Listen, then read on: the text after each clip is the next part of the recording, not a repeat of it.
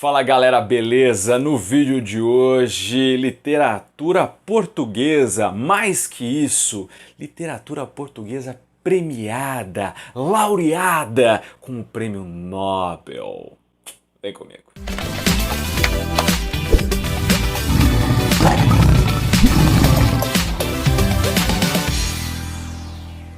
Muito bem, antes de mais tudo, você precisa curtir esse vídeo, se inscrever no canal e ajudar a gente a crescer, beleza? Agora sim, tenho aqui em minhas mãos este livro de José Saramago, português Saramago, e o livro é As Intermitências da Morte, autor este premiado com o Nobel de Literatura.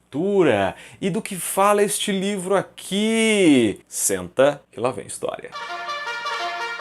As Intermitências da Morte tem um enredo muito interessante. Um reino imaginário que não é dito qual é, mas é um reino porque tem um rei ou uma rainha. Simplesmente, a partir do dia 1º de janeiro de um determinado ano, também não é dito qual é, as pessoas param de morrer.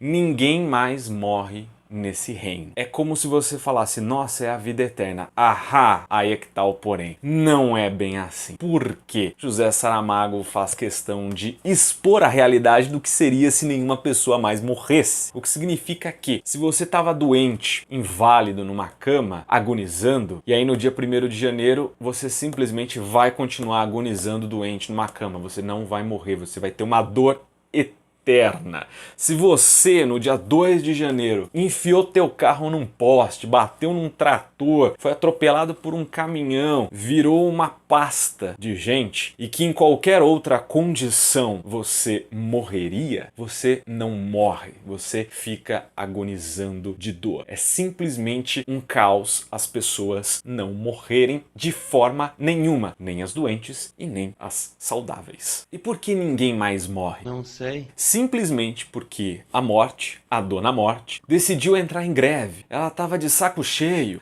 das pessoas lamentando, chorando, que foram pegas desprevenidas, os parentes morreram, sofrimento, tudo mais. Cansada aí de ser cobrada como a responsável pela desgraça humana, ela resolve fazer o seguinte, fala, a partir de agora ninguém mais morre, eu vou buscar a alma de vocês, vocês continuam aí. E o que acontece? Acontece o caos, né? E aí as pessoas simplesmente não morrem. Aí você vê que toda uma roda da economia depende da morte das pessoas, né? Como é que o seguro vai existir se as pessoas não morrem mais? Como é que o plano de saúde vai conseguir sobreviver se as pessoas não morrem mais? Como que a previdência social vai ser paga se as pessoas não morrem, vão ser aposentadas eternamente? É verdade. Tudo isso cria um caos, cara. Um caos político, um caos religioso, porque também é abordada a questão da religião, já que no caso da religião cristã, do catolicismo, ela é baseada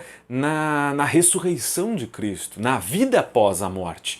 E se as pessoas não morrem, não tem mais a vida após a morte, não tem mais o milagre. Não há sentido de você seguir uma religião em que o prometido não é alcançado, né? Que é a vida eterna, a vida após a morte. Porque é o seguinte, a morte, ela só tá não atuando no reino, né? Nos outros países, tudo está acontecendo normalmente, as pessoas continuam morrendo e tal. E aí, algumas famílias começam a pegar seus doentes, seus parentes quase mortos, moribundos, e eles começam a ser levados para a fronteira do reino. E ali na fronteira, atravessou a fronteira, pumba, morre, né? Porque naturalmente aquela pessoa deveria morrer.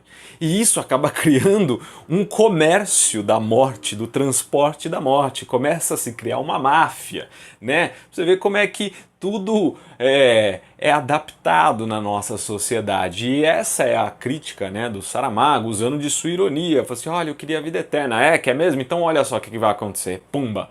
Vai tendo esse enredo interessante até um ponto que a morte decide voltar a matar. Só que dessa vez ela faz diferente. Decide avisar com antecedência que ela vai matar você. Ou seja, você tem uns 5 dias de aviso prévio que você vai morrer. Ela começa a disparar cartinhas, achando que, assim, tudo bem, as pessoas eram pegas desprevenidas, agora não vão ser mais. Elas vão receber as suas cartinhas e vão poder se despedir de quem elas quiserem se despedir e depois vão partir pro além. Só que isso também cria um pânico nas pessoas, porque imagine você tá lá tranquilo na sua casa, comendo ali sua refeição, de repente bate a porta, tem uma carta, na carta tá lá 5 dias, né? Lembra do chamado?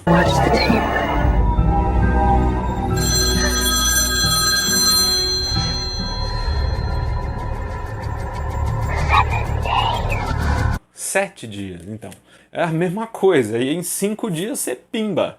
Se fodeu! Aí, só para eu finalizar essa parte do enredo, a morte ela se depara com uma situação incomum, mais incomum do que já é toda essa situação do livro. Ela despacha uma carta, mas a carta não chega, deveria chegar a um violoncelista, um musicista. Essa carta não chega e ela fica intrigada. Por que essa carta volta? Essa carta nunca é recebida por essa pessoa que tinha que morrer. E acaba se criando ali um relacionamento entre a morte e esse musicista, né? E aí eu não vou contar o final dessa história, só quis passar aí o enredo, né? Os pontos principais desse livro e agora eu farei a crítica a esta obra que eu li. Bom, gente, Saramago, autor aí aclamado, né, escreveu obras muito mais famosas que a Intermitências da Morte, que foi o Evangelho segundo Jesus Cristo e, claro, o Ensaio sobre a Cegueira, que virou até um filme hollywoodiano e tal. I can't see.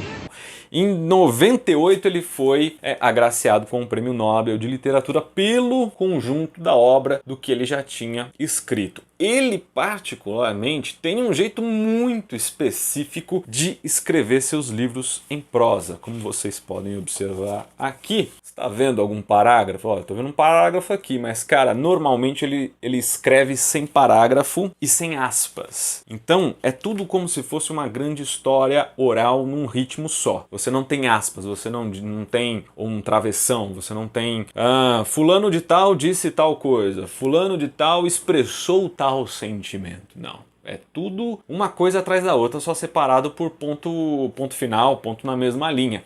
O que deixa a história um pouco confusa, né? Tem uma hora que você tá lendo, você não sabe se é um diálogo, se é o narrador ou se é um pensamento, né? Você tem que ficar prestando muita atenção no que você tá lendo. E isso me incomodou, né? Eu sou um cara aí que não sou adepto desse tipo de escrita, né? Inclusive se tornou uma leitura arrastada no sentido de eu ler 10 páginas e me dar sono. O que contribuiu para que me desse sono essa leitura aqui, além da forma como o Saramago escreveu essa obra, é, claro, a língua portuguesa. Mas como assim a língua portuguesa? Saramago é português, ou seja, ele escrevia, no caso, português de Portugal. A forma como ele escreve é um pouco diferente da forma do português do Brasil. Você tem palavras que são diferentes, né? E você tem também expressões que são diferentes, tal, mas você também tem a forma da frase diferente. Em vez de você falar estou pintando um quadro, o português de Portugal fala estou a pintar um quadro, né? Você entendeu? Tem essa diferença que vai criando um certo empecilho na hora de você ler, porque você obviamente não está acostumado a ler o português de Portugal. Mas é claro que é perfeitamente possível chegar ao fim desse livro, porque eu cheguei ao fim desse livro, então se eu posso, você também consegue. Quer dizer, às vezes não. Eu não gostei, embora eu reconheça que o enredo é extremamente interessante, extremamente inteligente, a crítica que ele faz é muito legal, a forma como ele escreveu, né, como eu coloquei aqui, não me agradou, o que deixou o livro arrastado, deixou o livro aí cansativo aos meus olhos. Porém, tem pessoas que gostam muito, que são muito fãs do Saramago, são muito fãs da escrita dele, pessoas aqui do Brasil, né? Não estou falando de português, estou falando de brasileiros. Inclusive tive um professor na faculdade que era muito fã do Saramago, então são opiniões, cada um tem a sua, cada um tem o seu gosto. O meu gosto é que eu não gostei. Nunca vi uma pessoa burra desse jeito, cara!